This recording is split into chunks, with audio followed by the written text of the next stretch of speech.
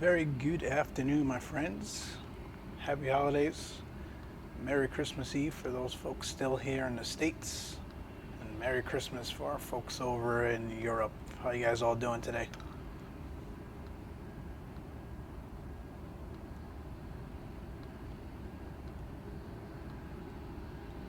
John, there may be some South America or Central American countries that do it on the 24th as well.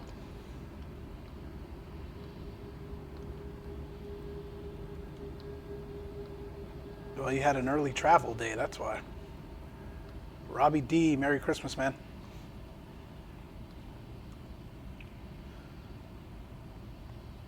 All right, folks, welcome to the stream. As the title says, we are in the highly anticipated FSLABS Airbus A321. We've been looking for this aircraft now for about, I want to say, 2 years since it was initially announced. And it finally got released about this time yesterday, I think. So we're in Delta livery. Obviously, IRL or in real life, the Delta A321s all have sharklets. With the sharklet release is going to be separate from the FSLABS folks. So for right now, we'll fly the non-sharklet version. It does not come with SATCOM's Ball for Life. That is another model that they're going to look at as well. So I think the SATCOM version will probably come with the sharklet versions. If not, it'll probably be a separate release. You guys got to remember, FSLABS, they consider everything before they send out an aircraft. They're not just going to slap sharklets on it. They're going to consider performance, fuel consumption, and all that stuff that comes with sharklets, as well as the SATCOM antennas. All right, let's jump to the cockpit here. Obviously, no significant differences. It's pretty much like the regular Airbus fleet from the A318s all the way through. Noticeable differences right off the back, obviously, is the DCDUs, which we use for the facilitation of the CPDLC communication between the pilots and air traffic control. Unfortunately, we probably won't be able to debut that this afternoon. I don't see any ATC on at the moment, and not many ATC here in the States use CDPLC anyway, so unfortunately we probably won't get to see that in use. What else do we have? Pretty much the same here in terms of your MCDUs, your CDUs. Your overhead panel is pretty much the same. On the left lower side, you'll obviously recognize a bit more call switches. Obviously, it's a longer aircraft, so you have more areas of the aircraft that will have phones and will need communication between the flight deck and the flight crew. So you see a couple more call buttons. Across from here, I did add the ACT fuel tank. That is the extra fuel tank. You can add up to 2 ACT fuel tanks to any of the A321 liveries.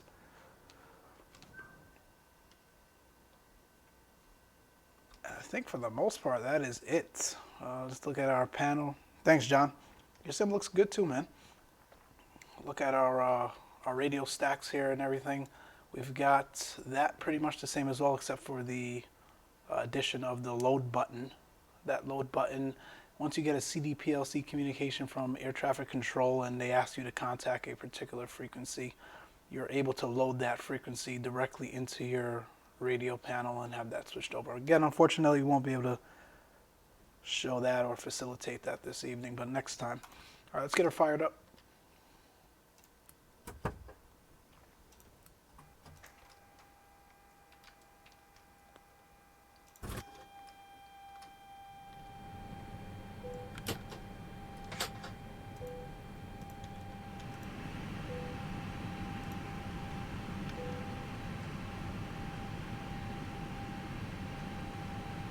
Yeah, that I did see some of the the Toliss shots, ball for life. I mean, I'm glad they're finally getting a decent A321 and XPlane, but it's still going to be nothing like FSLABS, that's for sure.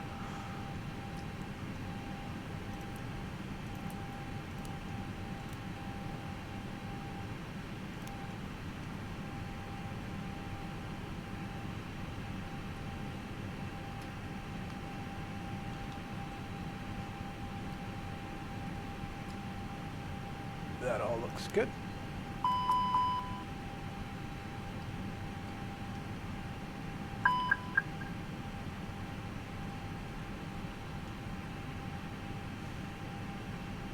Get our IRSs aligned.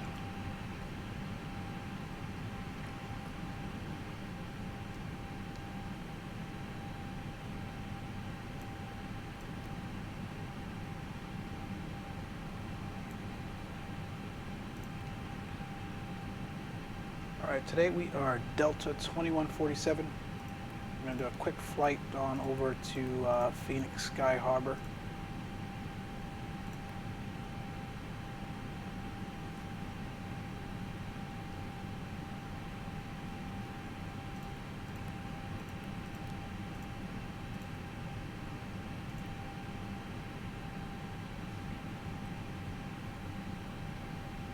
Yeah, ball for life. If if you don't have P3D, that's probably going to be the only, A321 in that XPlane sim.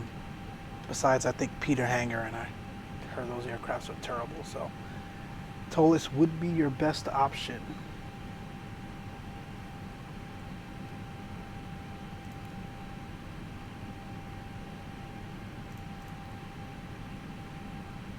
We just get aircraft set up here, and then we'll start to talk about some of the additional features that you guys can see with this new aircraft.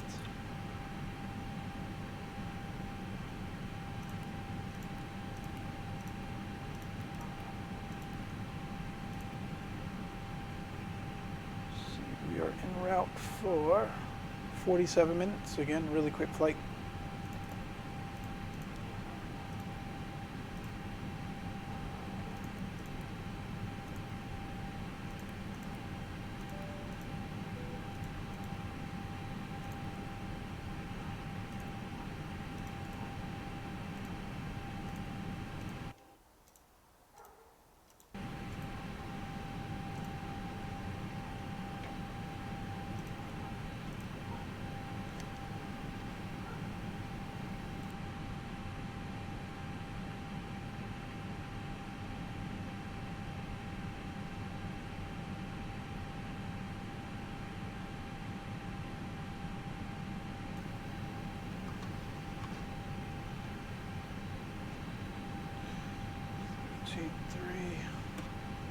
Sorry folks, it's taking me a little longer here. For some reason, SimBrief will not load on my desktop anymore. The SimBrief webpage. I definitely have internet connection, obviously. All of the other web pages load. But for some reason, SimBrief won't. I cleared my cache, reset all the passwords and whatnot, but it's not loading, so I'm looking at it here on my iPad to get some of these figures.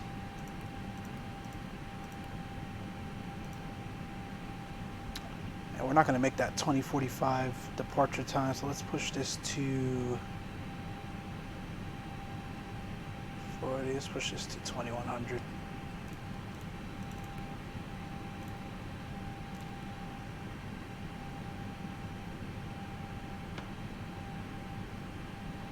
FSLABS to Toliss, flight factors to others. Yeah, I guess that works. I think flight factors is better than Toliss in terms of in-depth simulation and whatnot. I think Toliss has a lot better customer service, and they're quicker with updates and releases, but in terms of the simulation of the aircraft, I think flight factor is better. At least last time I've flown, it's been almost, 6 months since I've flown XPlane. will start boarding at 20:45.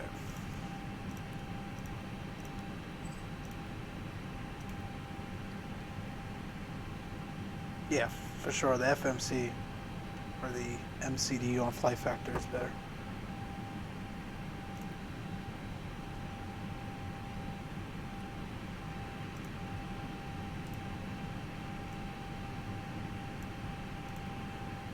All right, our load sheet: 0 fuel weight 148, takeoff weight 161. We are within our max performance, and it lines up with our SIMRI flight plan, so we'll go ahead and accept that. Departure time, no delays. Good weather out there in Las Vegas today, so that looks good. We expect to push back at 2100 and be off the ground 14 minutes later.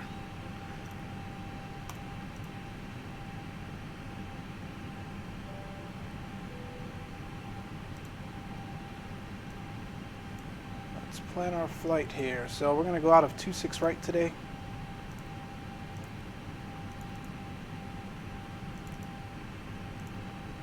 We will take the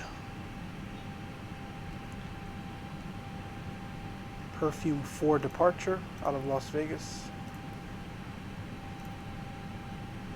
And there's no transition for us today.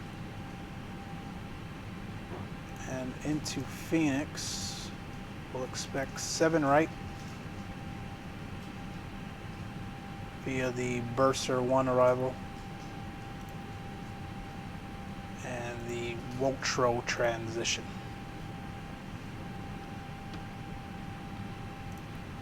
Get our wind request. Are you guys able to see that MCDU? So FSLABS, they made the pop-out MCDUs smaller, and I think it's to facilitate this DICDU pop-out, so that way it fits nicely on top and it doesn't take up too much space, but it may be harder for you guys to see it since they did that. Let me know.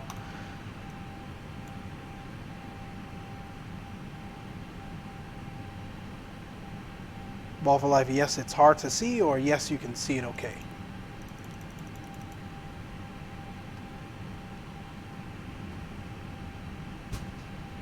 After Perfume, we're going direct Wotro so we can clear this discon.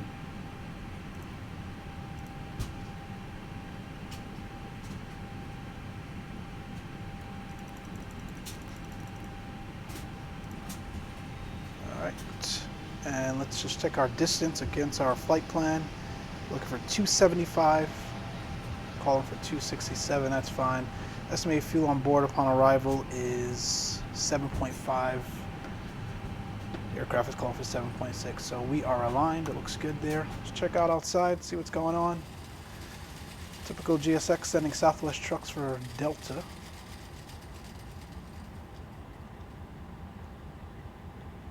Okay, Ball for life, I'll try to increase the size next time I pop it out.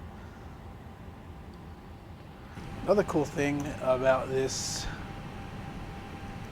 is we now get cameras. Take a look here, we can see what's going on inside the cabin. You just saw our catering personnel leave. Pretty cool, and once GSX starts boarding, we'll be able to see the passengers board onto the plane as well.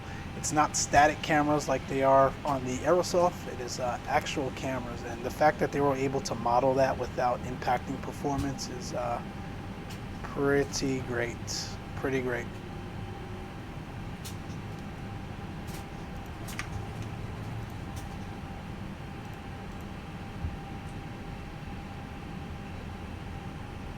Yep, Ball for life, they are moving.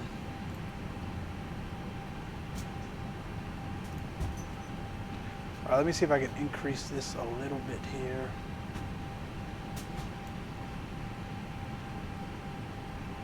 It doesn't look that much better.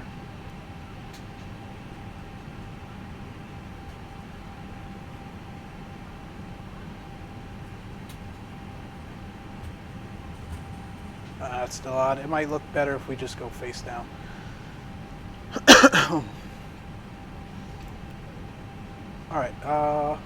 in some radio fix info.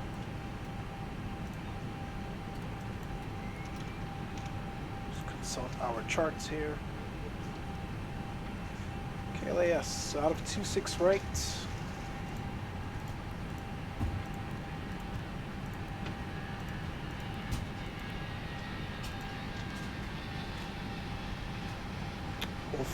In the case of an engine failure, we'll fly on a radial of 194 to 5 nautical miles.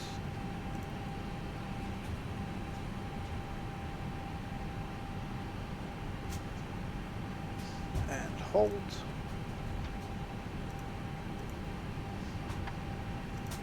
That looks good. Secondary flight plan.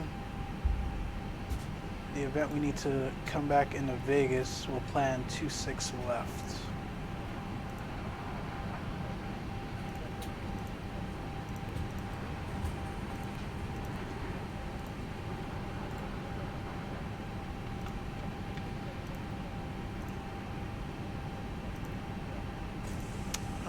No star on that return. We'll just take vectors.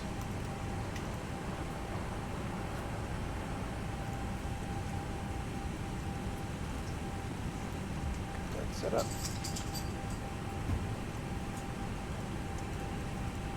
And our top altitude will be 19,000 on this SID. We will brief our departure and some of the different characteristics of the A321 that we'll need to be cognizant of, so that we don't mess things up.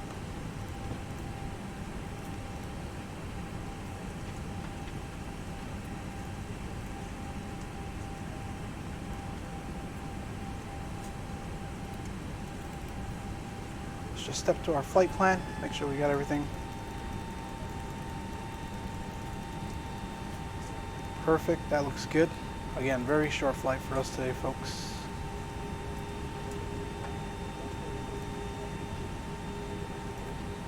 Look at our passengers boarding. How cool. How cool is that?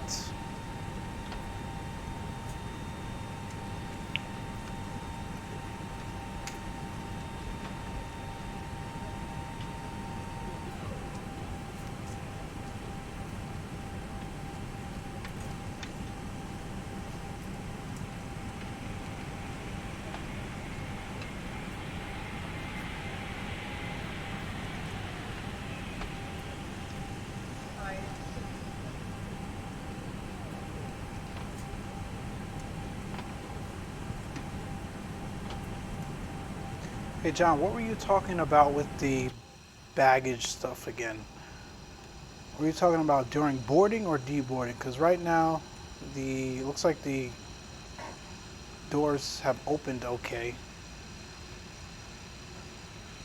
So no issue so far.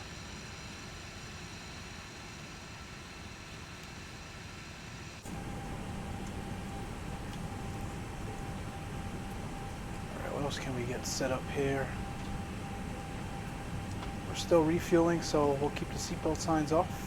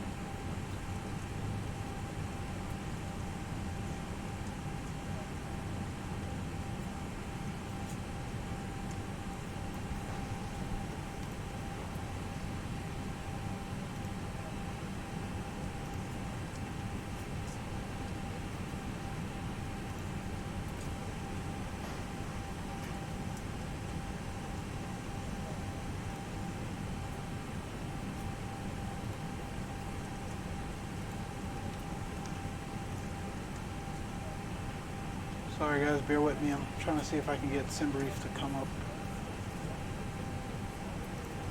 Alright, perfect. There we are.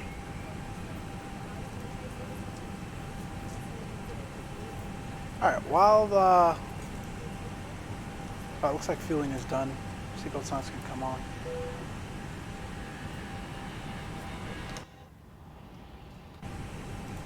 While our packs and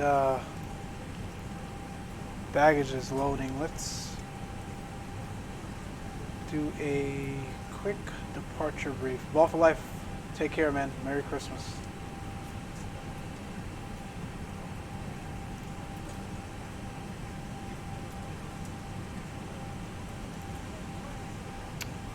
Alright, so today we are in the FSLABS Airbus A321. We have a good aircraft for the most part, brand new aircraft. Don't expect any issues upon departure or in flight. Today's flight, call sign Delta 2147 from Las Vegas to Phoenix Sky Harbor.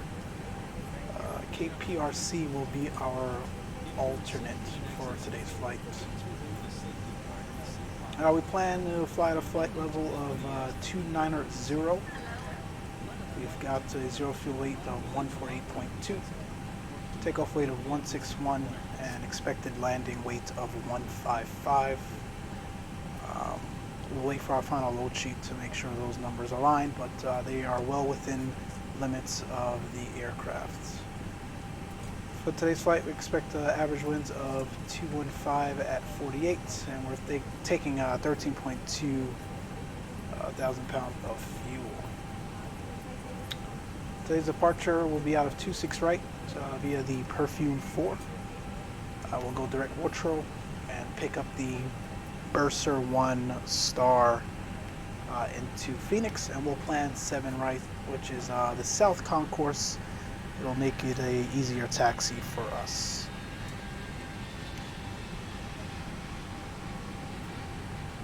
In terms of timing, that's a little bit off now. I think we plan on pushing back at 2100. We should make that, so that's fine. This is our routing in Phoenix. Vegas currently, winds calm. Visibility more than 10 statutes per mile. We've got some broken clouds and overcast at 9,000 feet. In Phoenix, we can expect rain, winds out of the east or southeast at 8 knots. Visibility 10 statutes of a mile. Few clouds at 2,600, broken at 8, and overcast at 12,000 feet, 13 degrees Celsius. For our alternate Prescott Regional, we've got rain there as well. Similar weather to Phoenix.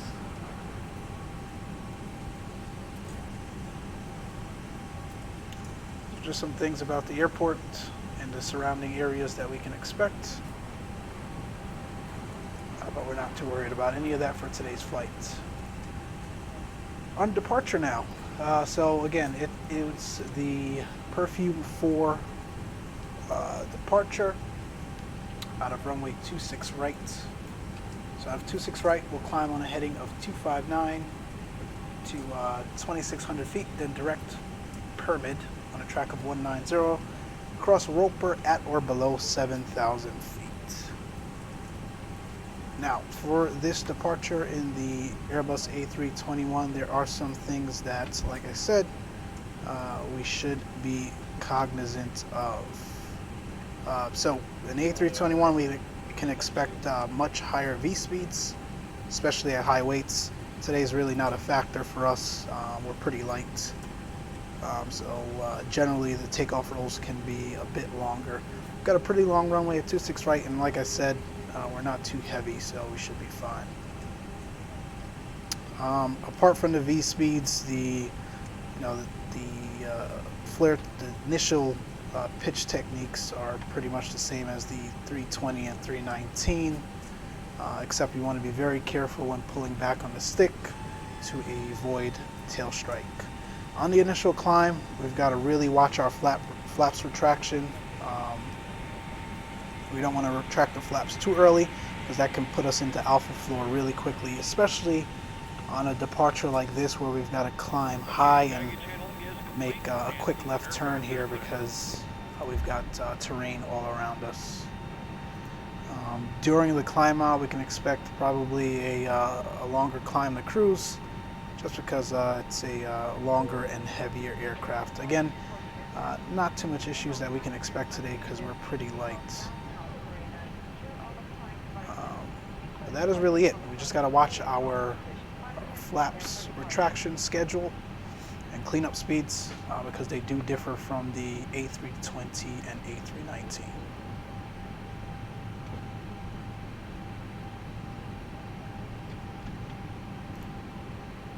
All right, back in the aircraft now. Looks like we've got everyone on board.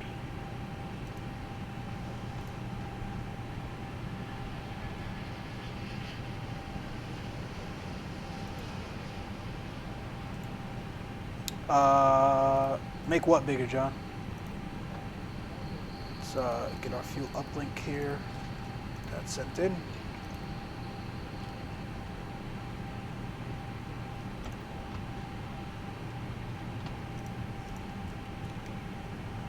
We'll start to get our APU going.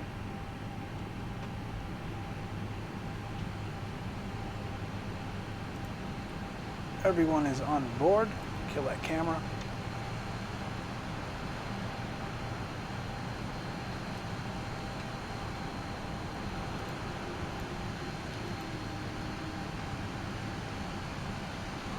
This is such an incredible aircraft, guys. The PBR work by FSLABS is just outstanding.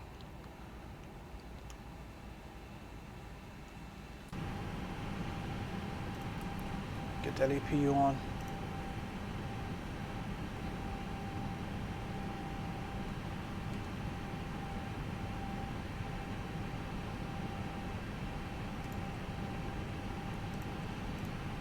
Looks like we've got our final load sheet.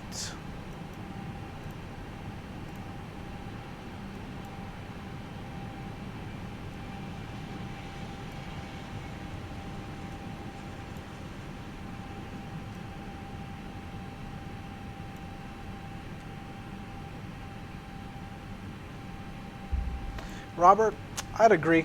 I think the A321 certainly looks better with sharklets. But it is what we have for now. If, obviously if you don't mind, you can hold off, or if you don't mind flying the Aerosoft version, you can hold off. But A321 is my favorite airplane, not just in the sim, but in real life as well. So I will tolerate it without sharklets for now. 148.20 fuel weight hasn't changed. 30.4 is our Mach 0 fuel weight.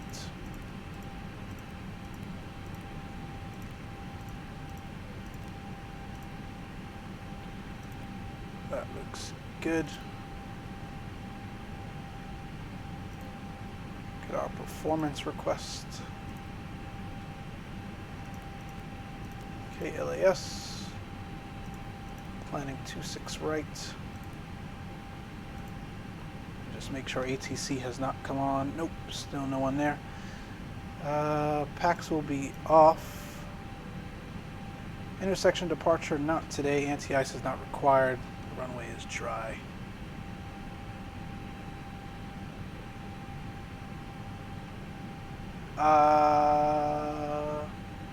Yeah, John, it looks like the doors all closed on their own, so it didn't have an issue there, but I guess we'll see when we land and we do the deboarding.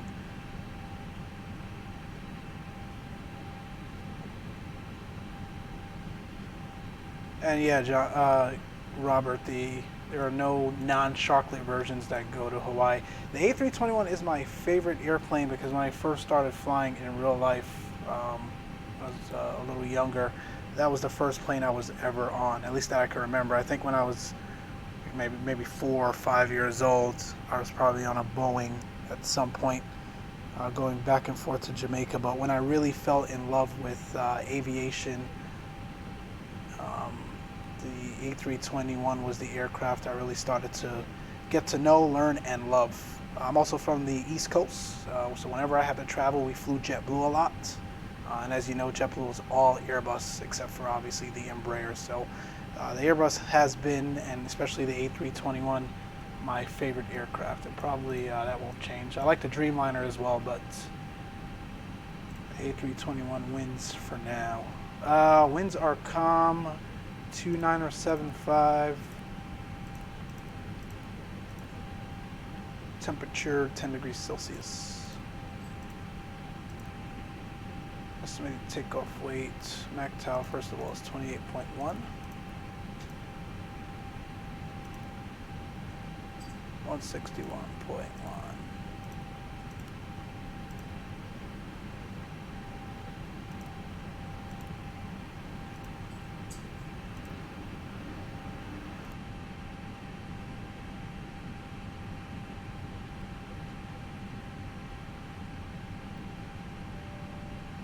Alright, we've sent that off. We can accept the final load sheet.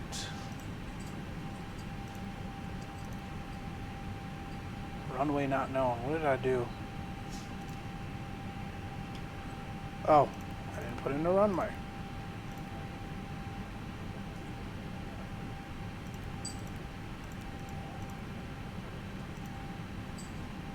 Temperature 10 degrees Celsius.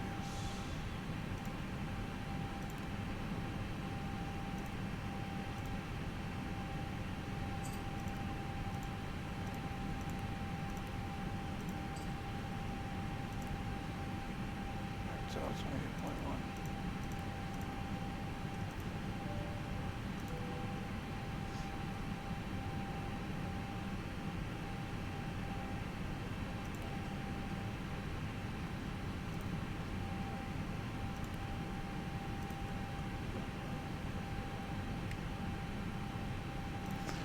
All right, queued and sent.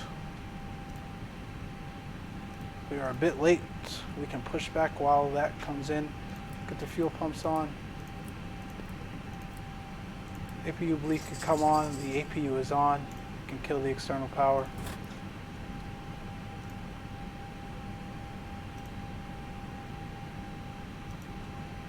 Parking brake on. Close the cabin door. Transponder to mode Charlie. And we'll call up our friendly GSX folks.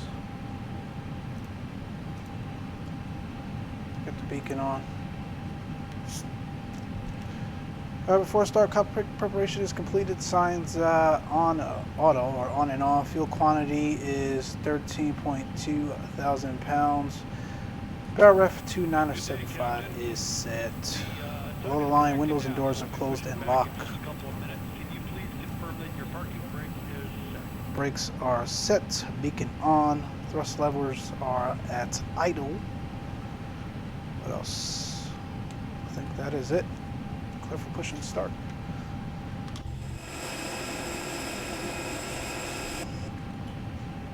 Las Vegas McCarran traffic, Delta Airbus A321, push and start from Delta 1 for runway 26 right, Las Vegas McCarran traffic.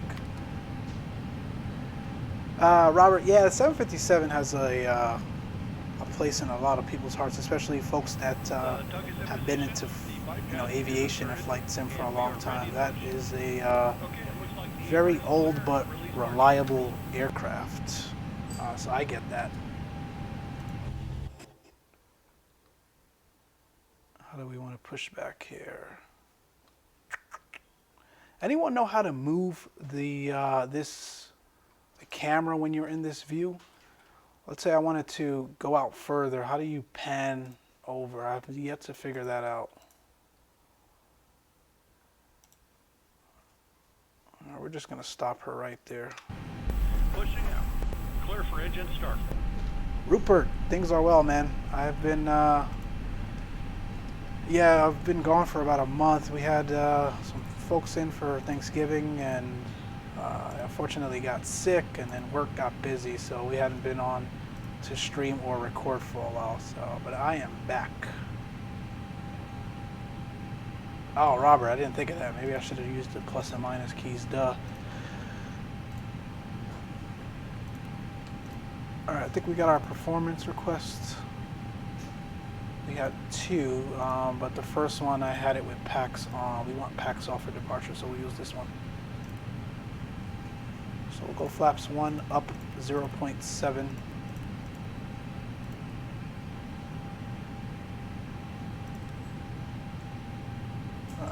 46, 50, and 54.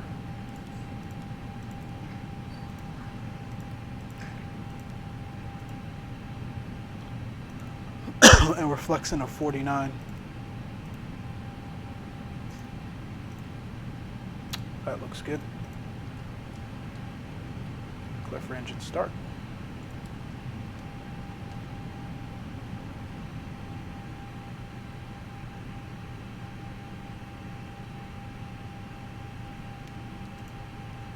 I already did what, John?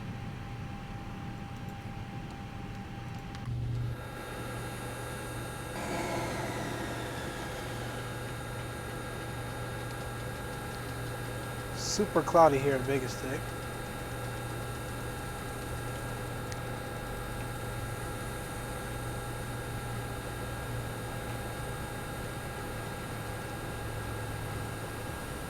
Gorgeous aircraft.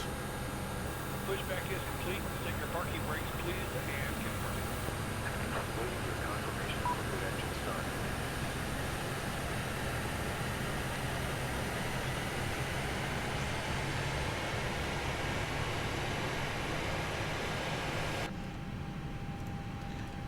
Two is available, one coming alive. In case we experience unexpected rough air. For everyone's safety, federal regulations require all passengers to comply with the posted placards and lighted information signs located throughout the cabin, in addition to any crew member's instructions. Smoking, including the use of e-cigarettes, is not allowed on any Delta flight.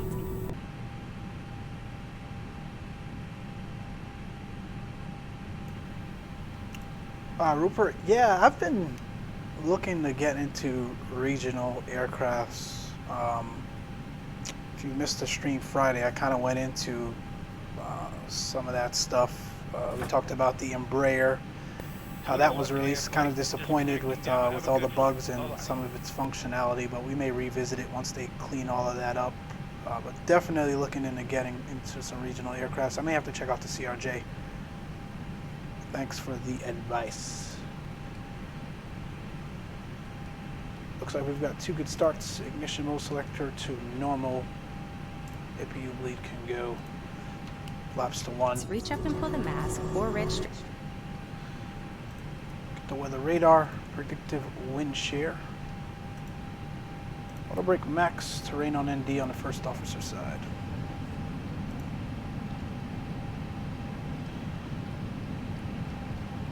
We will set our trim now. We are up 0.7. That looks good. If you can go.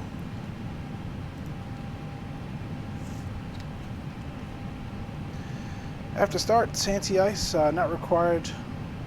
Nozzle steering, good. ECAM status.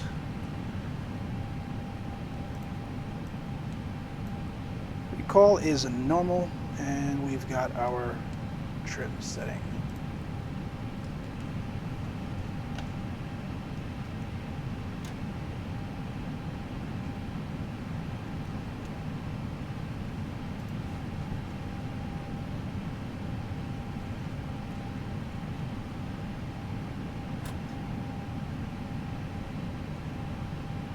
Wilco E-Jet. Yeah, I may have to check that one out too. Alright, let's see. Looking at my EFB here. 26 right is off to our right hand side. Cool beans. Las Vegas McCarran traffic. Delta Airbus A321. Taxi runway 26 right via Charlie Bravo. Las Vegas McCarran traffic.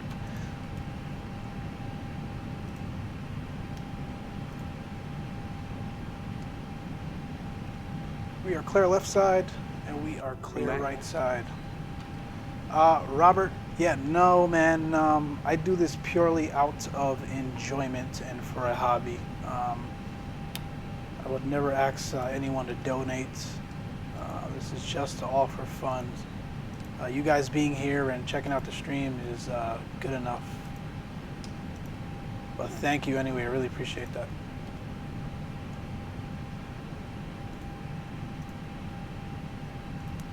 Taxi light on.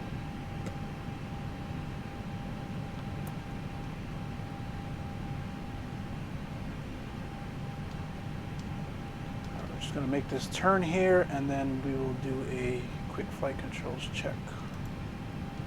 The other thing you got to be cognizant of the A321, it is a longer aircraft, heavier aircraft. The nose wheel is easier to scrub, so you want to keep your turns, or when you're turning, 10 knots or below. Flight controls check. Full up, center, full down, center, left, center, right, center. I really shouldn't be head down doing this, but rudder. Oh, that's why you're not supposed to be head down doing this.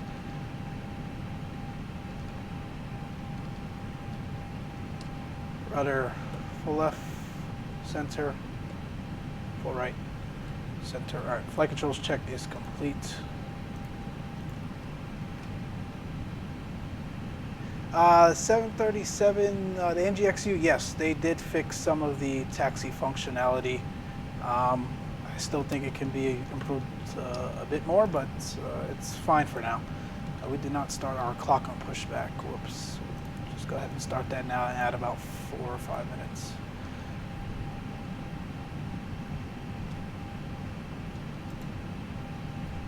Taxiing FSLABS, when they first released, it was a nightmare. I could not get this thing to taxi properly at all.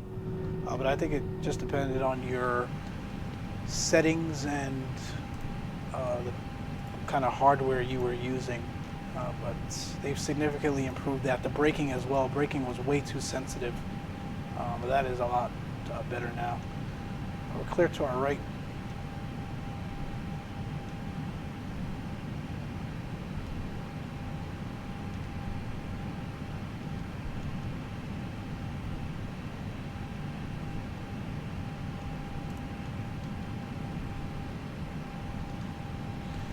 John, all right, I hear you. Family time for me soon as well, which is why this stream is going to be a short flight.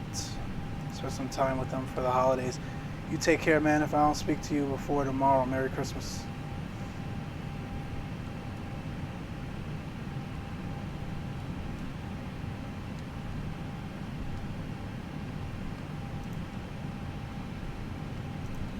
Takeoff config. Normal. Get our landing lights on.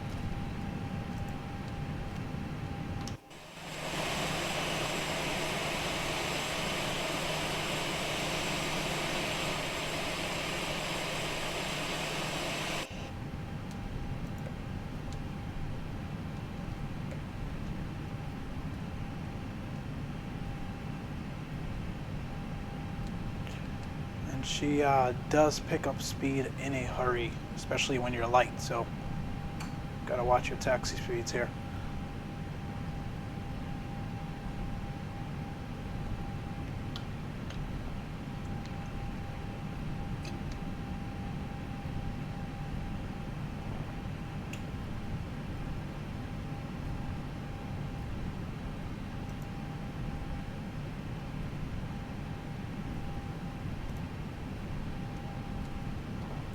Cycle the seatbelt sign, see if we can get a cabin ready call here.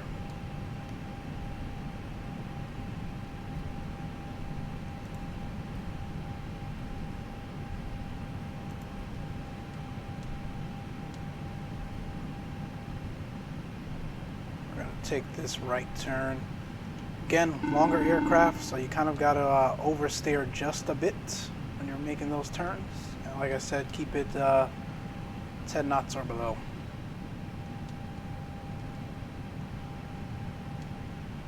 Hey guys, it's Tammy. We're all set back here. Cabin secure. Thank you, Tammy. Our cabin is secure.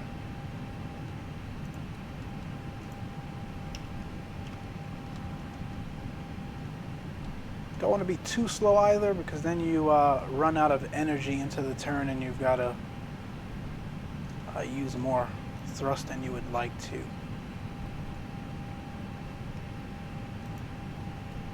kind of judge it. Obviously, the aircraft is going to behave different ways depending on how much weight you've got. Alright, my friends, we are approaching the runway threshold. I'm going to go sterile cockpit for now, and I will see your messages and we'll talk about some of these features once we're airborne. Transponder can go to TARA. Let me just make sure no ATC one more time, and nope. We are good to go there. Packs can go off. Las Vegas McCarran traffic. Delta Airbus A321 departing runway 26 right. Las Vegas McCarran traffic.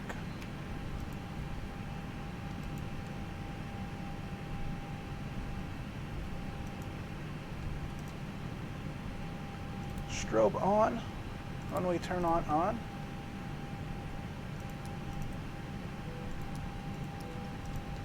Shine the cabin one last time.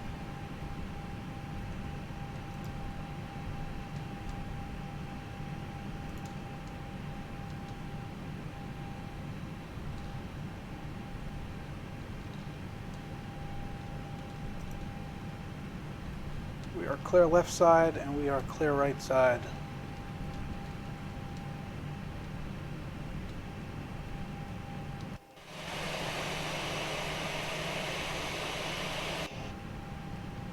Beautiful aircraft.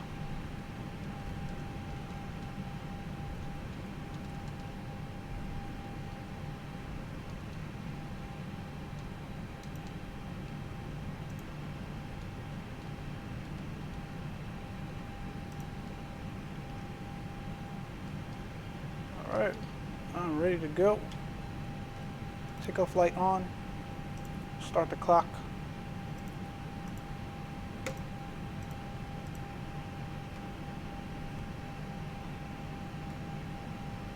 Forward nose pressure, increase the throttle, stabilized.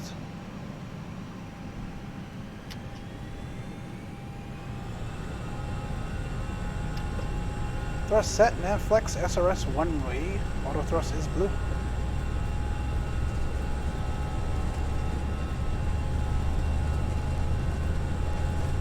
$80 knots.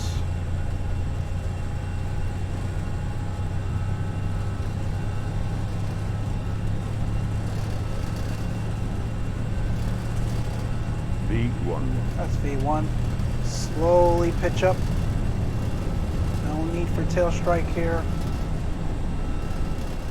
And then you can increase the pitch. There we go. Nice and smooth. That's positive rate. Gears coming up.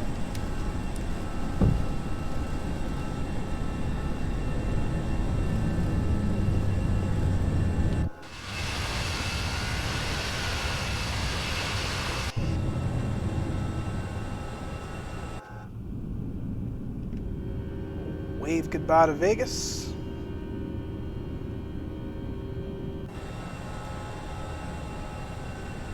All right, bit more nose forward pressure and climb thrust.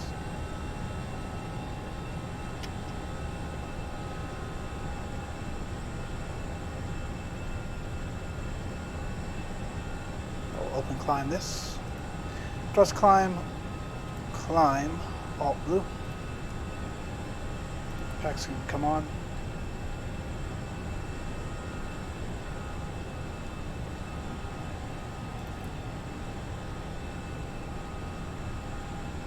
Again, look how high our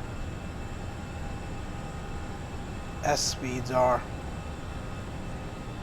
We're at 180 knots already and we still can't clean up yet, especially into this turn.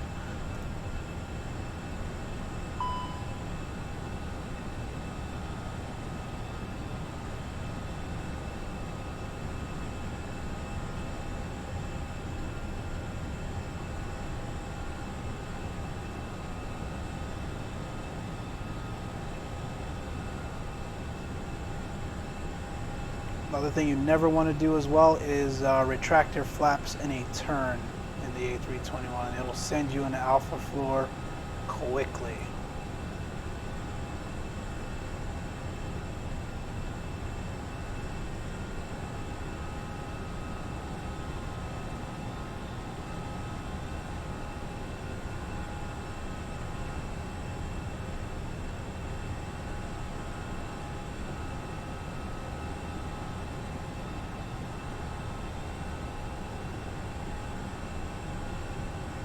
$222 knots, still flaps up.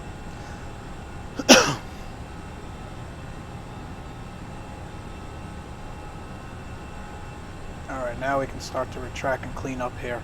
230 knots. See what I mean? Those cleanup speeds are a lot higher than you're used to in the 319 and 320. Lights can go. Spoilers disarmed.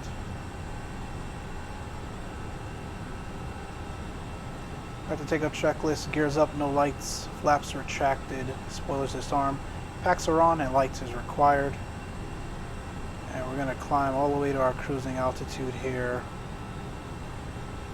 290.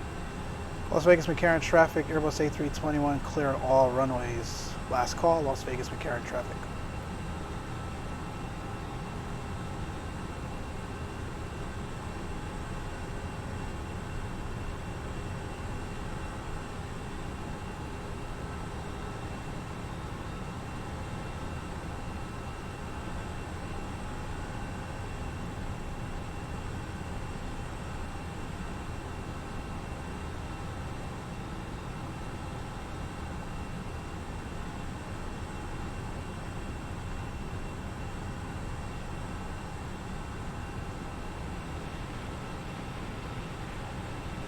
Climbing into a pocket of rain here.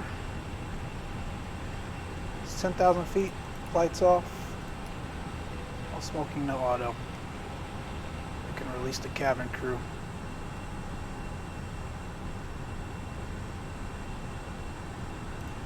We can also clear our radial fix info.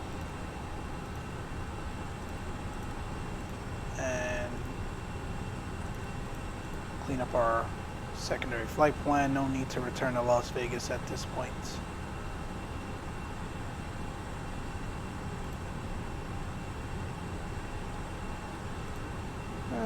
Autopilot 1 on.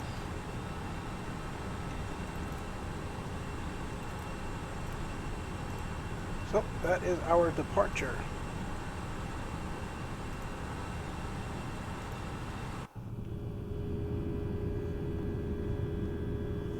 Again, nothing significantly different, just little things to watch. Again, when you're rotating, don't pitch up too fast or too high. Slowly bring the joystick back, and then once you're off the ground, slowly up to 10 degrees. And then as you're departing, you got to watch your cleanup speeds. They are much higher in the in the A321 than they are in the 319 and 320.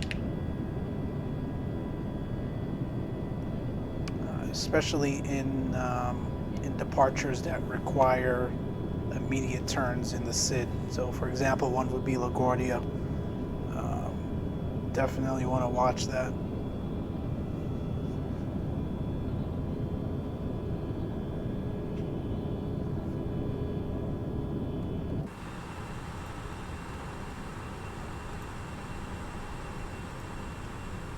So, the A321.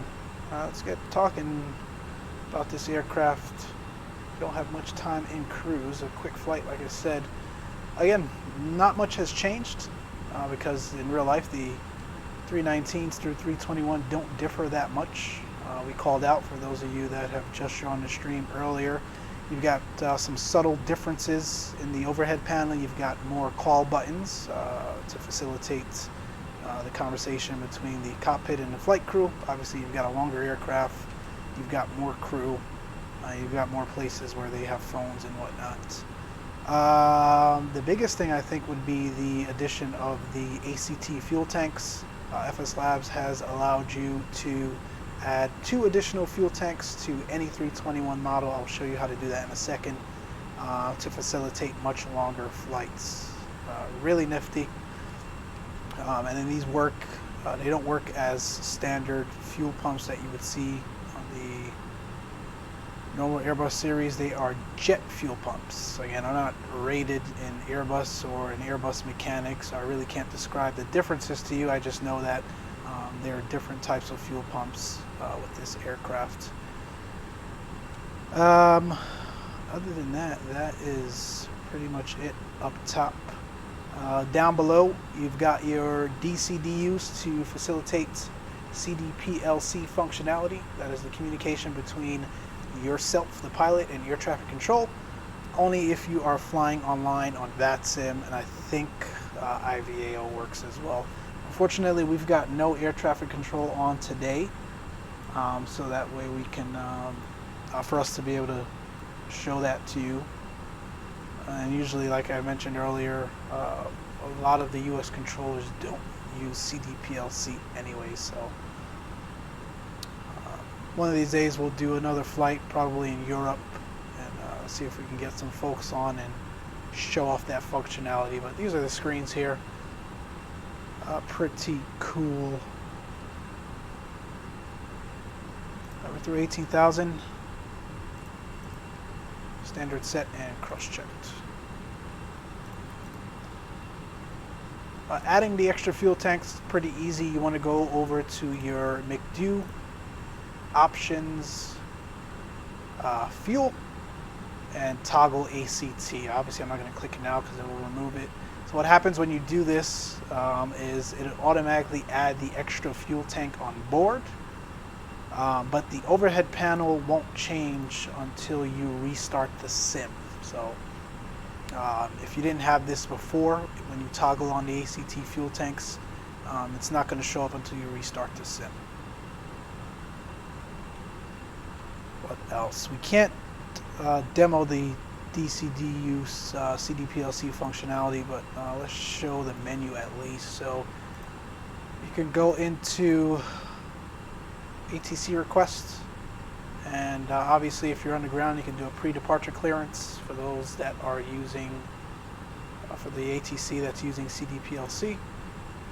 Type in your flight number, your gate number, the ATIS ID. You can put request PDC please, and so this stuff will already be populated. If you're simulating over the pond or across the pond or oceanic flights, you can request the oceanic clearance as well. Shanwick, Gander, Iceland, Santa Maria, I believe that is, and whatever Bodo is. So if ATC is on in those sectors, you can request your oceanic clearance there as well. Let's see. Go to the comm menu. ATC online list. So that's where you will see the ATC air traffic controllers that are on and using CDPLC. So just because they are on the network doesn't necessarily mean they're using CDPLC. This list here will tell you the folks that are. So you've got, again, no one here in the US.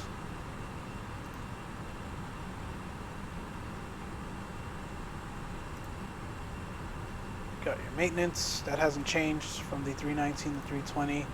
Data mode, that hasn't changed. Obviously we're using Hoppy for 8 cars, Hi-Fi for our weather, and ATIS server is VATSIM.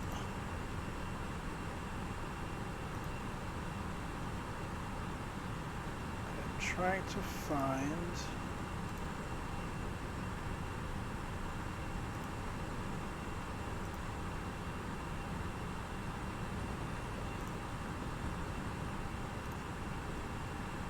Okay, so this is where you would connect to your sector or the air traffic controller that is using CDPLC. So first of all, you'll need to connect to them. So you'll go to connection, connection status. Obviously active ATC will be blank. You'd put in the ATC, the 4-digit ICAO information for the ATC or the air traffic controller that is using CDPLC. and you would hit that notification.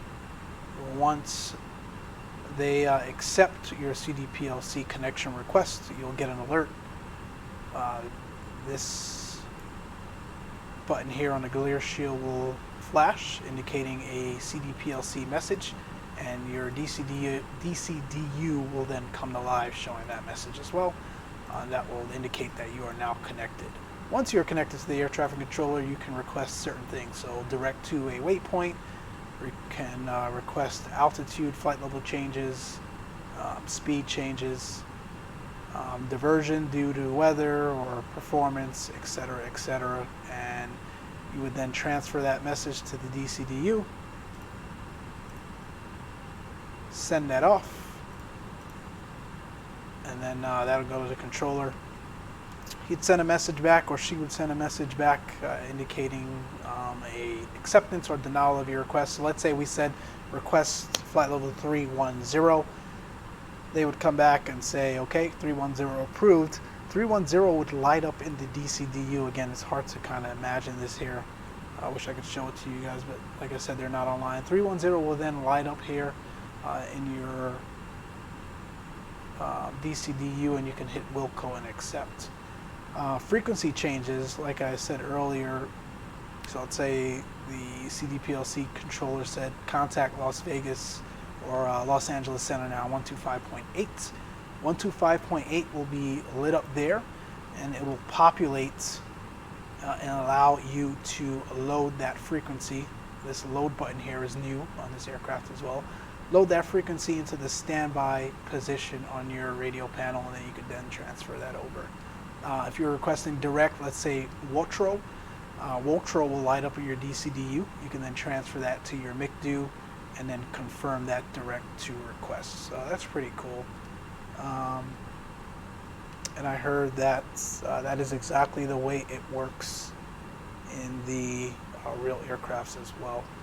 What's to the left, Rupert? You're talking about the ATC button, the request button? Oh yes, you're right. I'm sorry. I think it is this one here. So not this one. That would be your typical alerts. It'll be this one here to your far left.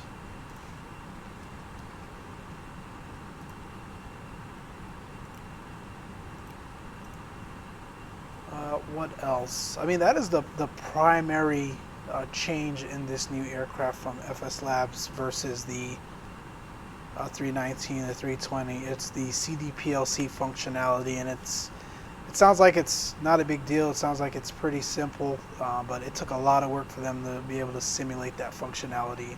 And based on the real-world pilots that have beta tested this and fly this aircraft, they say it's spot on. So that is the significant change with the A321. Obviously, they've modeled the. I'm going to turn the seatbelt sign off now. We are leveling to our cruising altitude. Obviously, they have. They've modeled the performance of the A321. You've got obviously the longer aircraft. You've got the bigger fuel tanks and extra fuel tanks that we just went over. The Chevron engines, which are not modeled on the A321, although I believe the A321 has that in real life. Or, sorry, the Delta A321. And then PBR is another big thing, obviously. So this is not tomato.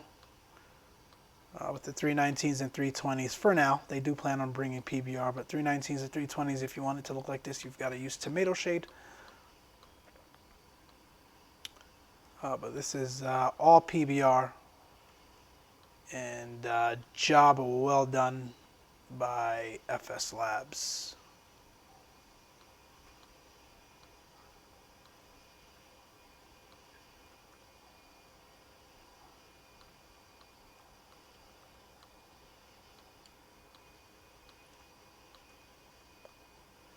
It is a fantastic aircraft.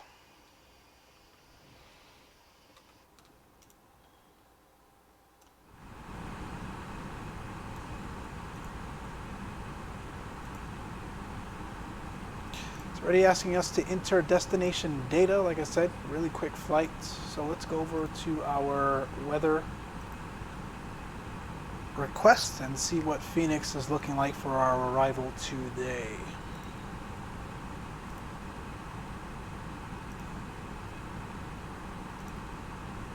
So into Phoenix, we're looking winds 150 at 9, so runway 7 right does still work for us. Pretty short runway at Phoenix, by the way. We'll brief that in a second. Altimeter 2973. Temperature 13 degrees Celsius.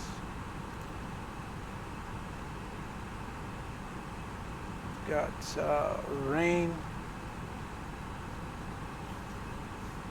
poor visibility, not the best. Got overcast at 7,000, broken at 4,700, and a few clouds at 20. That looks good there. Let's look at our charts. Much longer till top of descent. Oh, top of descent coming up right now, actually. Go ahead and take a look at our charts.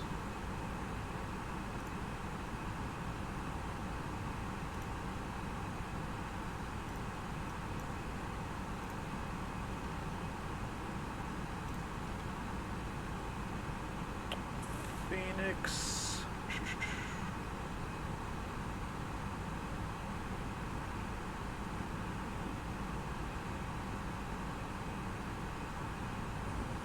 That is strange. Where's Phoenix?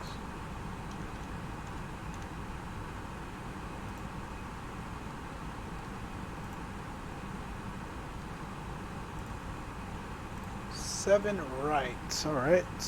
The minimums for 7 right is localizer, glide slope out. Not the case for us today, so 253. Go ahead and plug that in.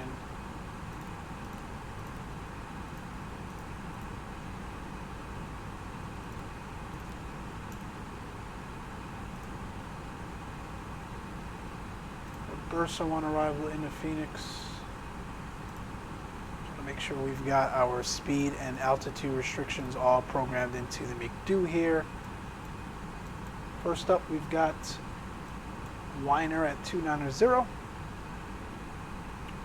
Drake between 29 and 24. Mayer, we're going to cross that at 270 knots between 25 and 19. Bursa 250 between 17 and 13. Bidwell 250 between 12 and 9. Say 230, football 210, 10 and 7, pigskin 210 at 6,000. We've got all of that, it looks like, properly programmed in the McDo.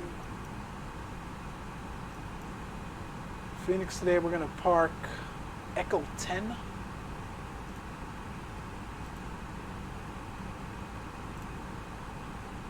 So we're going to land 7 right.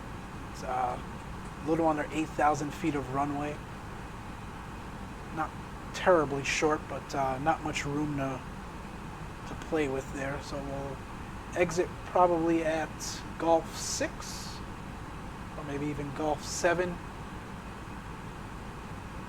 Continue via Foxtrot. We'll cross the other active 7 left and then taxi in over to Echo 10.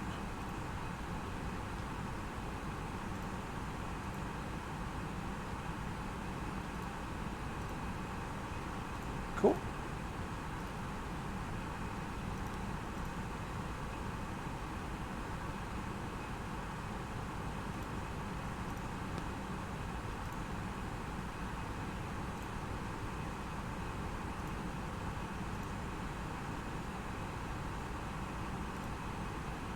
We can start that descent now. Our first restriction, 240.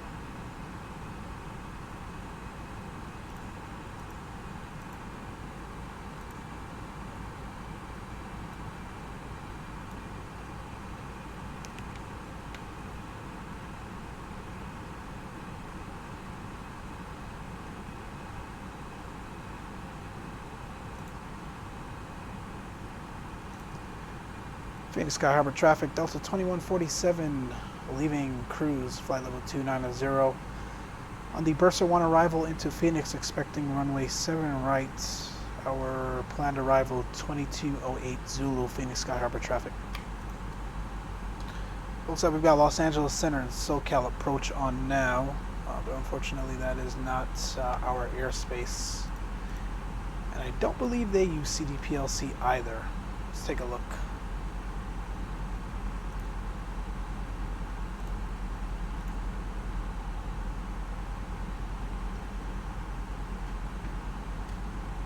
They do not, so they don't show up in the list.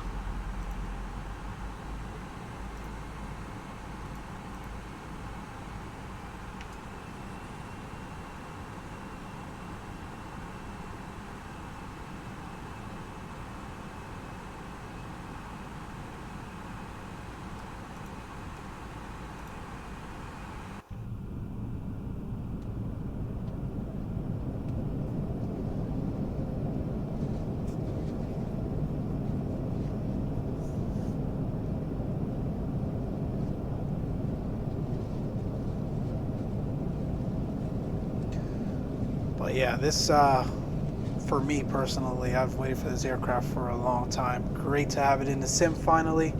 I've done one flight in it. No bugs or any of those issues so far. Handles phenomenally. A bit tricky on the landing, but we'll get the hang of it. Just like with taking off, you don't want to pitch up too high on your flare because that can cause you to tail strike the aircraft.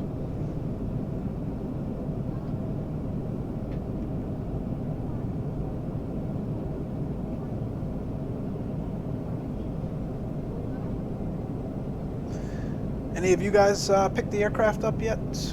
Interested to know what you all think about it so far.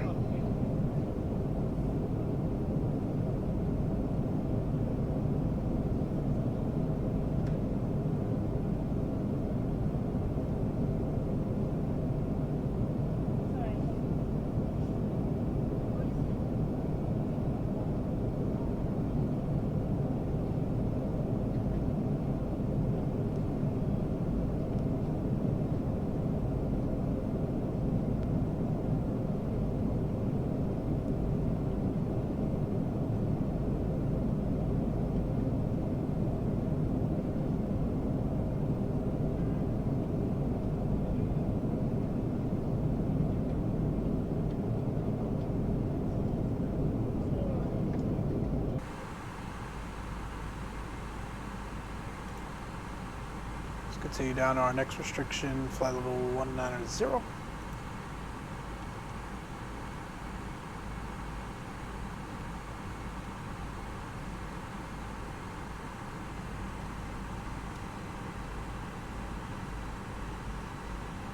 Oh, okay, Rupert, cool. Happy holidays, man. When you do get it, interested to know what you think, let me know.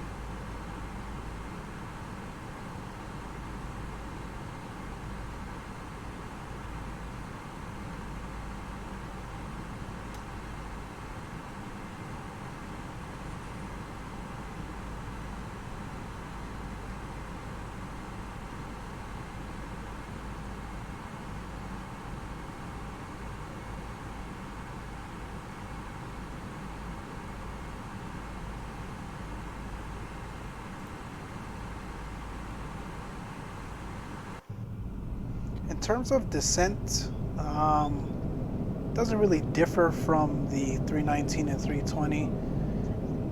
I would think with an aircraft like this, it's a bit more slippery. I think once we get the Sharklet version, there are some key differences there that you'd have to watch for. I do believe I've heard folks say that the 321 Sharklets are a bit more slippery on descent, so you really got to watch your speeds. But right now, the non-Sharklet version, pretty much the same with 319 and 320.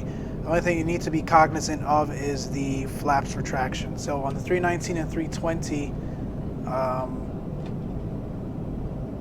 do not believe you're allowed to use full flaps, or the aircraft won't let you use full flaps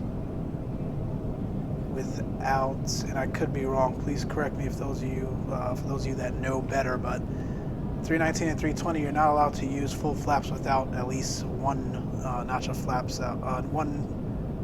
You're not allowed to use full spoilers. The aircraft won't let you use full spoilers without at least one notch of flaps out. With the A321, you can do that, so you've got to be really careful, or you'll end up in or at Alpha 4 really quickly.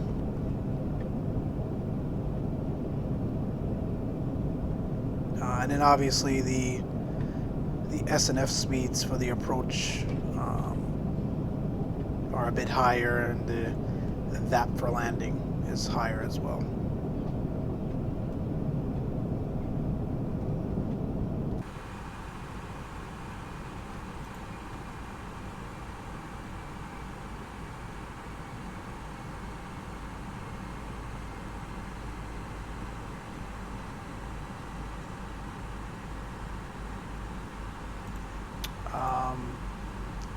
Well, the good things are the limiting speeds are a bit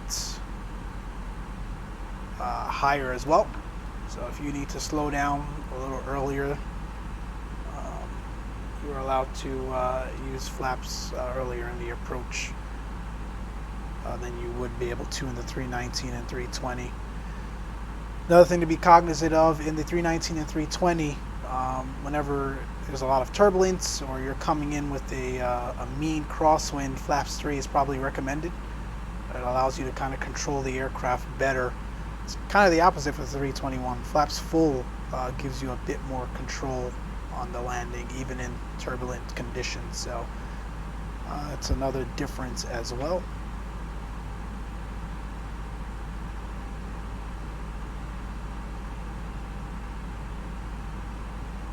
And then obviously it's a longer and heavier aircraft, so your landing distances are going to increase. Some of the A321s, and FSLABS has allowed for that as well. There are configurations where there are no brake fans. So obviously we've got a brake fan here in the Delta A321, but there are some aircrafts, I believe mostly in Europe, A321 versions where airliners have decided not to go with brake fans. So if you are expecting a quicker turnaround, and you've got a short runway that you're landing on, you're going to heat those brakes up quick.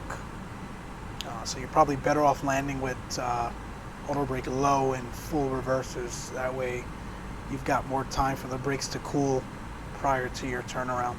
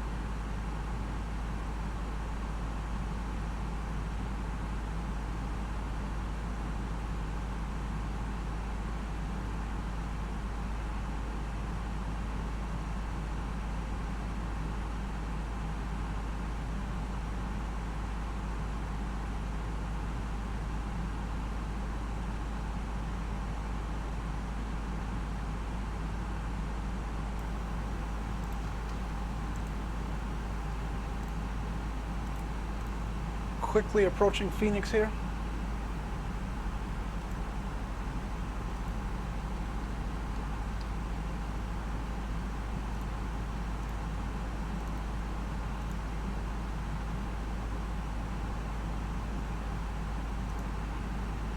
Temperature is now 11 degrees Celsius.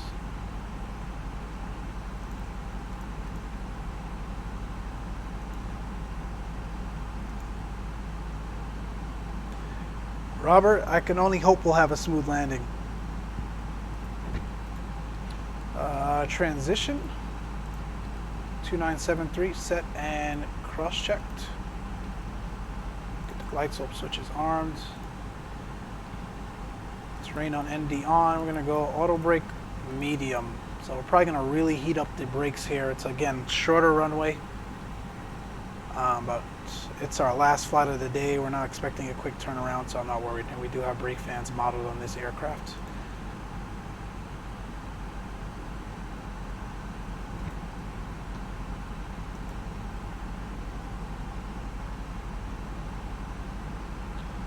Phoenix Sky Harbor traffic, Delta 2147 through 16.5 now, continuing on a Bursar 1 for a 7 right. Oh, looks like we've got Albuquerque Center online. Let's call them up.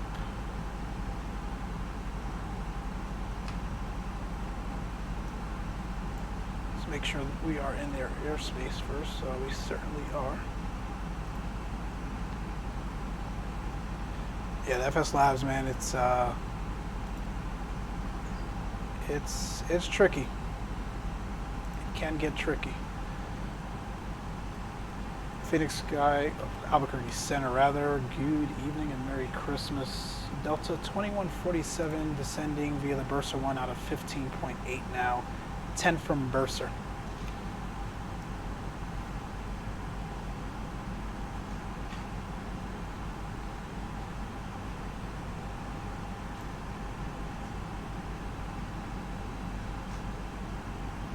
Jose, I hope I landed safely as well too. Thank you, man.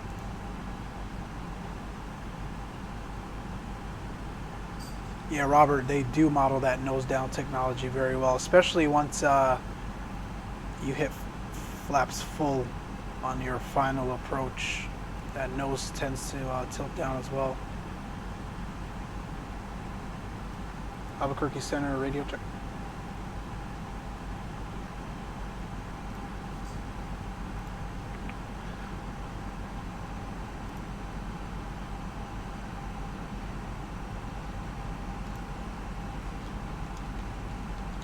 Let's try text. Albuquerque Center, good evening, Global November 1900 Bravo with you for level 450. Rupert, good point. Let me see if he is CDPLC capable. Right now he's not responding to anyone, so I don't even know if he's going to pick that up. 0727 in box for Global 00 Bravo. Oh, how did he get a response? I can't hear him. Albuquerque Center radio check.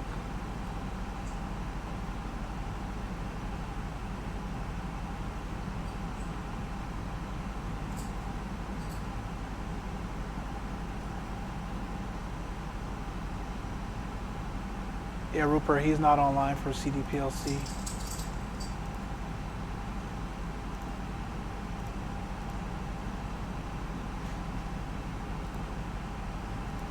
I'm going to restart vPilot and see if maybe there's an issue with that.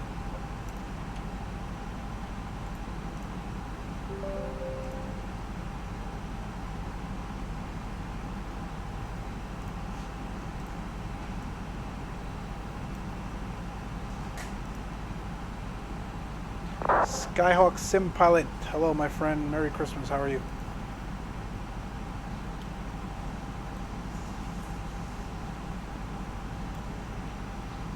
Albuquerque Center radio check.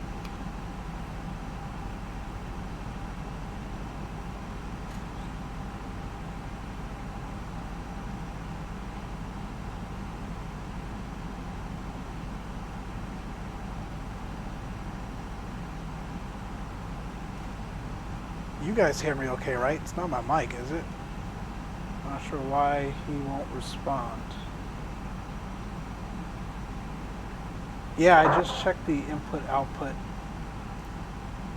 I'm looking at audio. Output is my mic, and if you look here, it's picking it up. The levels are fine. 5 miles northeast of the item intersection, descending for test. Yes, I don't know what's going on.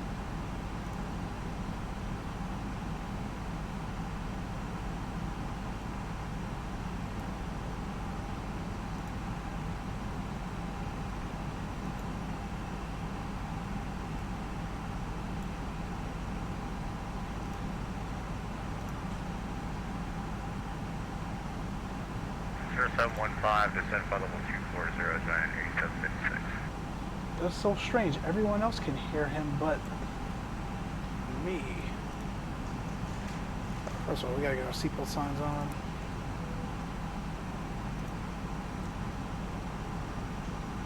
Is there something on my radio panel that I did incorrectly? 2785 is set. Alright, let me try a direct message to him.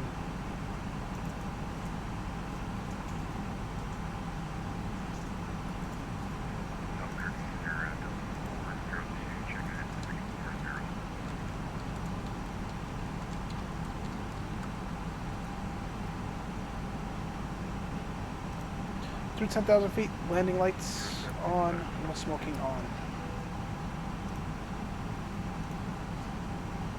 Continue that descent down now to 7,000.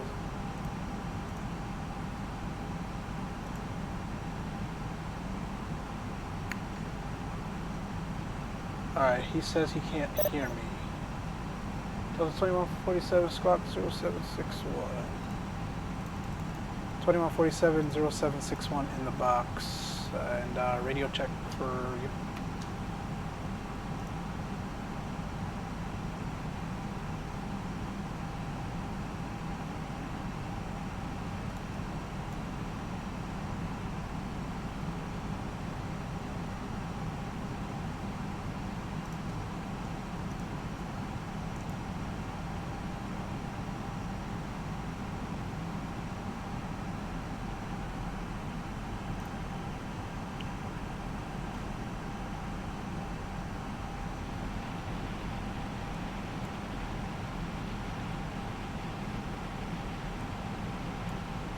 I don't know, that doesn't make any sense. I've got the, check my push to talk. No, push to talk's lighting up.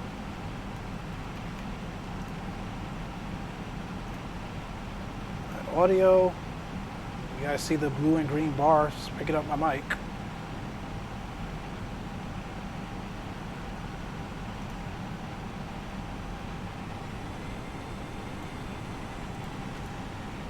So if you look at that, we're at 250 knots at 8,000 and we're already getting close to our flaps 1 speed. So you really got to watch it in this aircraft. All right, take flaps 1, speed checks. Albuquerque Center down to 2147 radio check.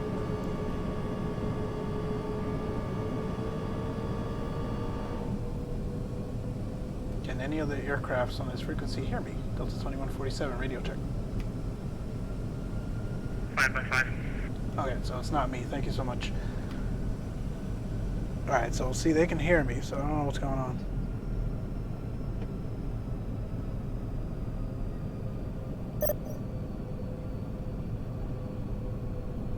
Descend via the Bursa 1 arrival, 2973. Albuquerque Center, we're requesting 07 right.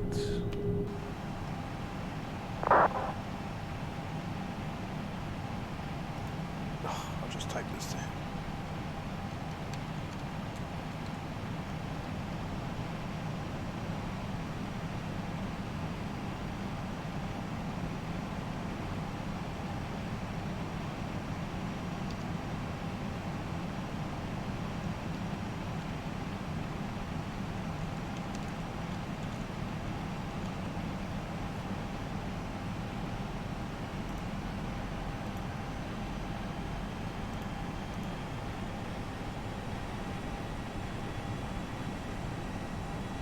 Yeah, Robert, if it was an FSLABS thing, then no one on frequency would be able to hear me. It looks like only the controller can hear me. 4000, giant 8756.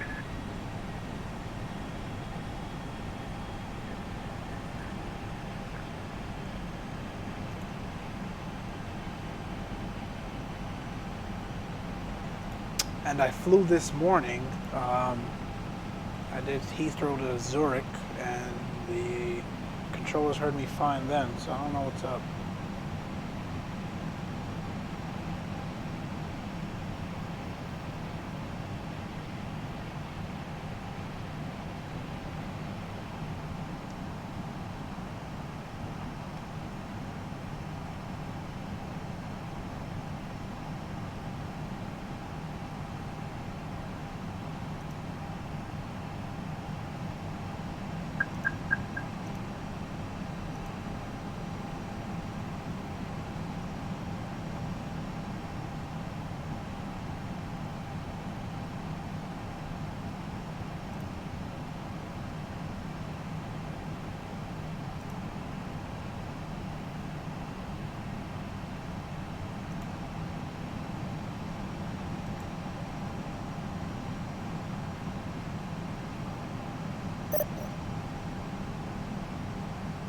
expect visual runway 7 right, Delta 2147.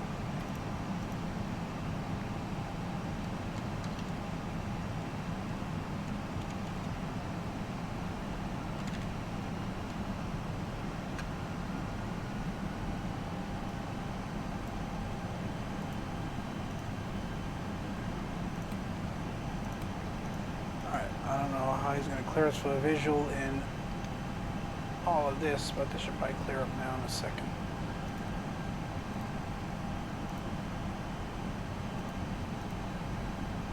Alright, did I miss anything while trying to monkey around with vPilot? Got our lights on. Signs are on. Everything is armed. Auto brake is medium.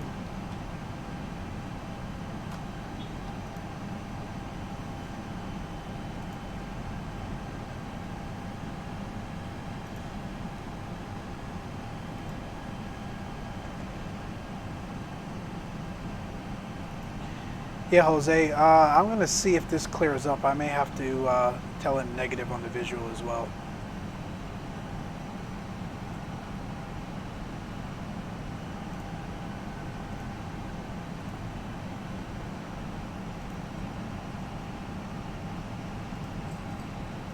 Send 1000, starting 8756. Alright, I can't hear him and he can't hear me. Strange. Clouds are broken at 42. We should be fine for the visual, Jose. Should clear up here in a second.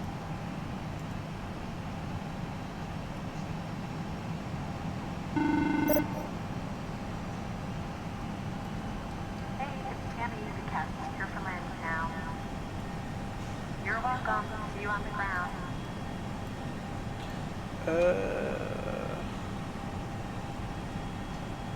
Delta 2147, negative the field. We're in clouds here.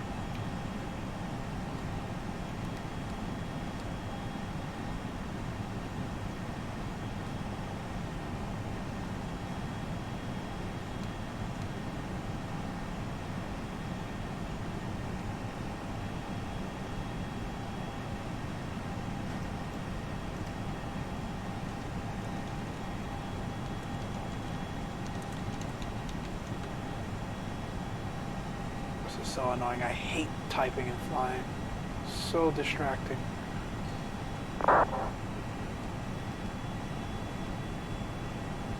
Albuquerque Center, one more time. Radio check. Delta 2147.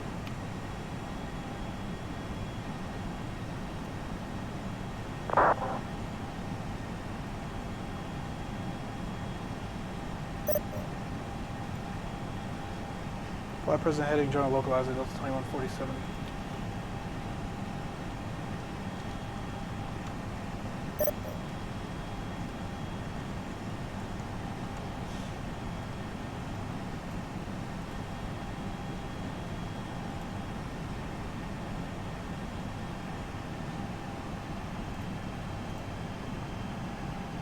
Alright, Lokestar. Jose, I'm not going around. We are visual.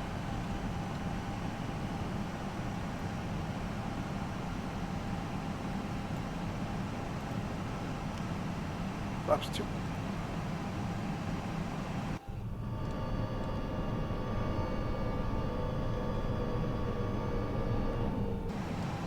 Rupert, I have his frequency because, like I said, all the other aircrafts hear me, so I'm not sure why he doesn't.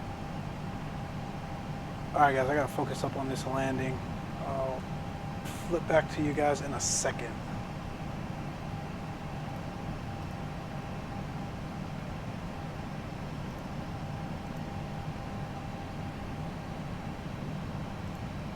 $2,500. Flaps 3. Gear coming down. Lights on.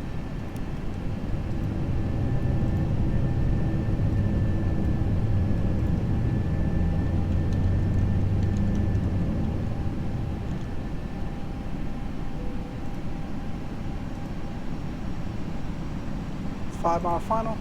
Flaps full.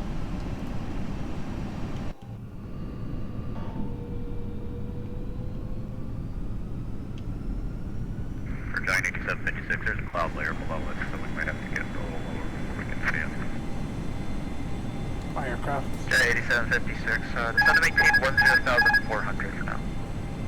10,400, Jet 8756. Up. Auto marker height check, misapproach altitude 5,000 feet set. Okay, that's the first time I heard him on frequency, so I wonder if he can hear us now. Albuquerque Center, Delta 2147.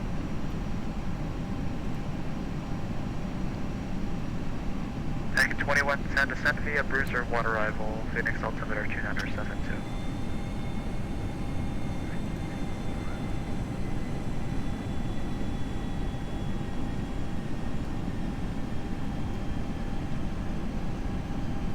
Alright.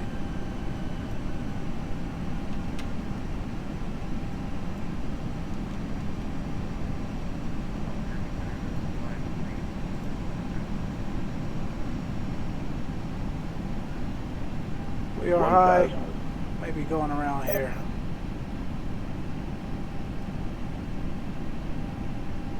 Alright, he just cleared us. Jet 8756, descend to maintain 7,000. Descend to maintain 7,000, 8756 heading.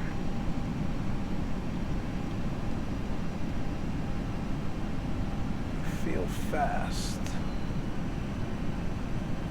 500. 400. 100 above.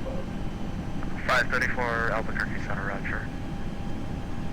Minimum Double 1085 Albuquerque Center. 200.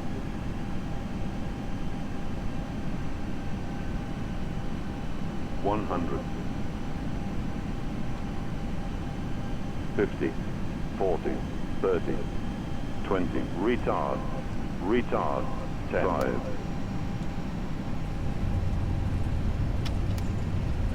Spoilers, reverse green, decel.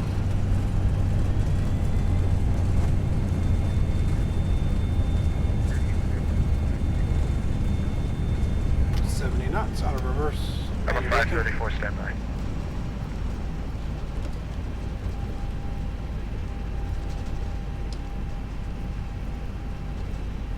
That felt rough. How was that?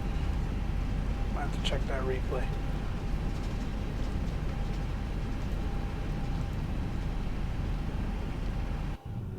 Exit here to the left.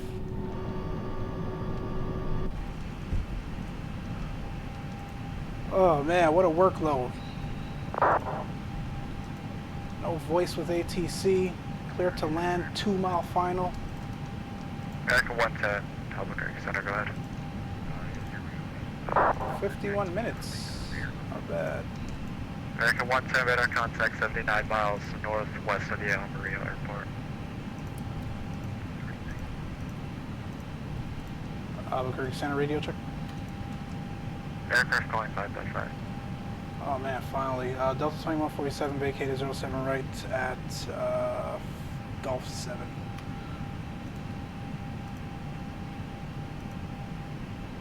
Delta 2147, crossroad 825 right, taxi ramp via Delta. Cross 25 right, ramp via Delta 2147.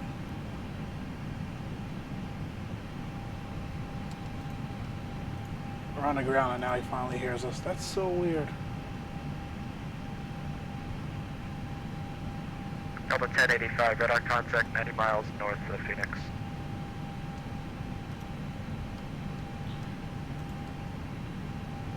Jet 8756, descend and maintain 5,000. 5,000 joining 76. Negative 200. Not too bad.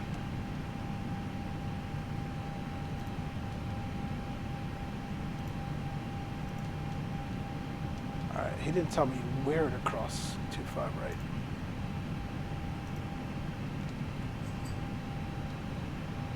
Delta 2147, confirm and clear to cross 25 right at Foxtrot 10. Delta 2137, affirmative. 2147. Jet 8756 has Tenal in sight. Jet 8756, cleared visual approach. Cleared visual approach into Tenal Airport, 98756 heavy. Alright, we're gonna leave the strobe and lights on until we cross the active. 8756, report IFR cancellation. This frequency change to advisory approved. Case advisory, we'll call you for cancellation, 8756. We're clear to our left and to our right. And we're parking Echo 10. American 104, radar contact 56 miles west of Albuquerque.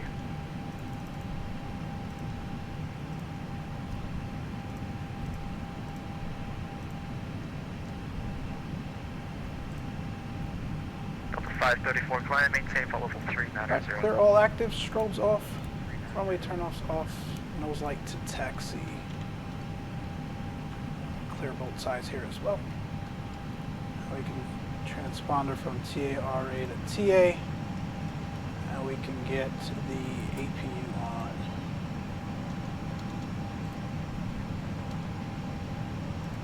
And see, it did look like we did heat up those brakes, so get that brake fan on.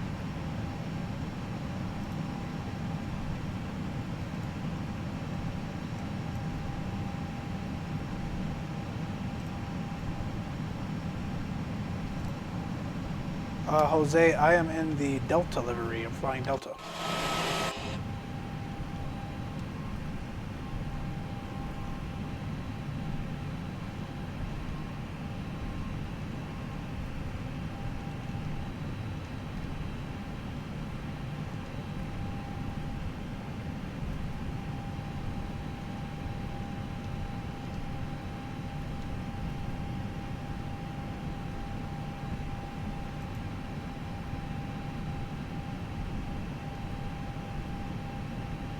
Oh, that's what he meant. Not for an airliner, just PPL, guys. I'm not a airline pilot at all.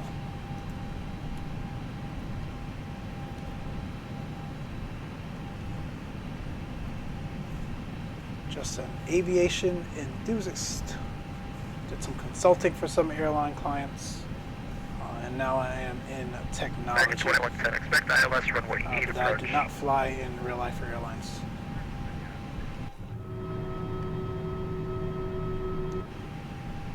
Where the heck is our gate? Oh, over there.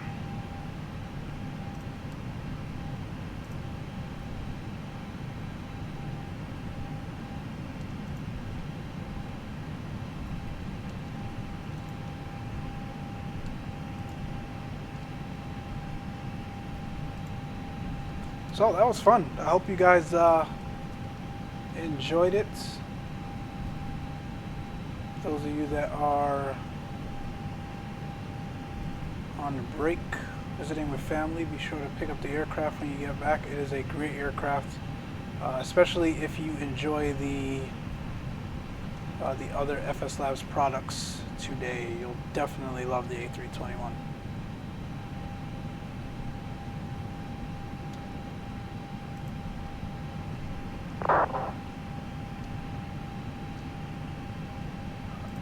Am I lost?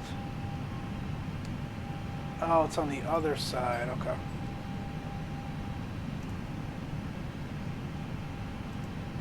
I've never parked on this side before. Got it.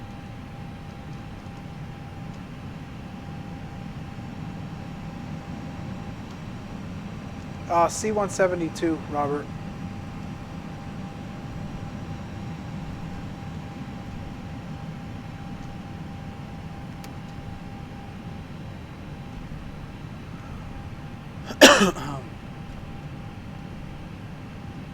Out of Torrance and Long Beach here in Los Angeles.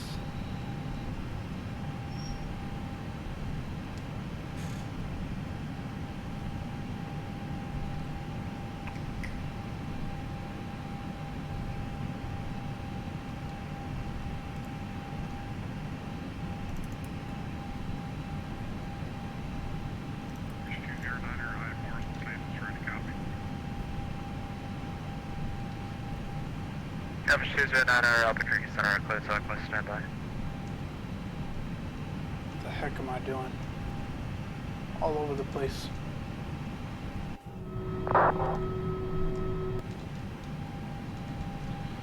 Alright, we can kill the taxi lights so we don't blind our folks.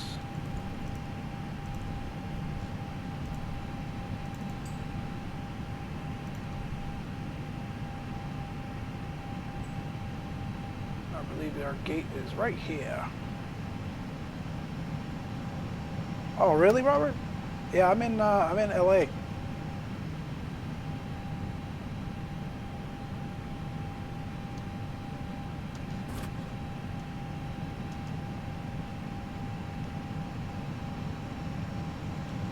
In Los Angeles, so I fly out of Torrance and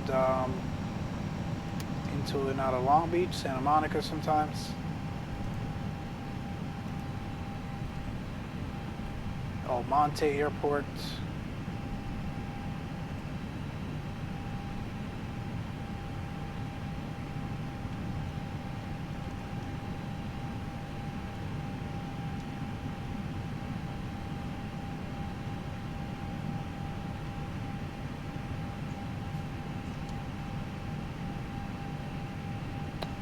Orbix does a phenomenal job modeling a lot of airports and sceneries to the T, especially in California, NorCal and SoCal.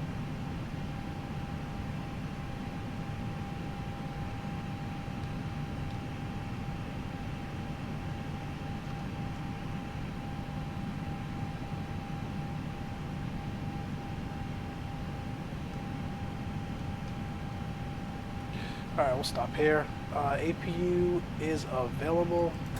We've still got hot brakes. So as soon as we got the chocks in, we'll release the parking brake to help the brakes cool quicker. Unlock the cabin door. Beacon off.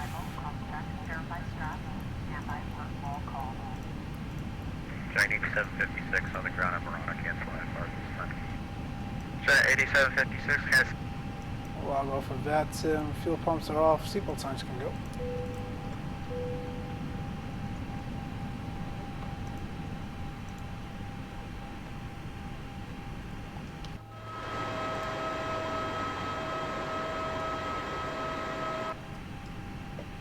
Shocks are set. Parking brake off. External power on.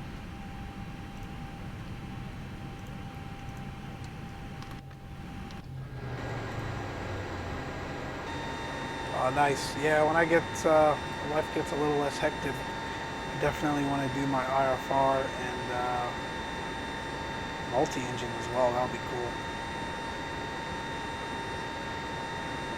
All right, my friends, that is the FSLABS A321 at a high-level nutshell.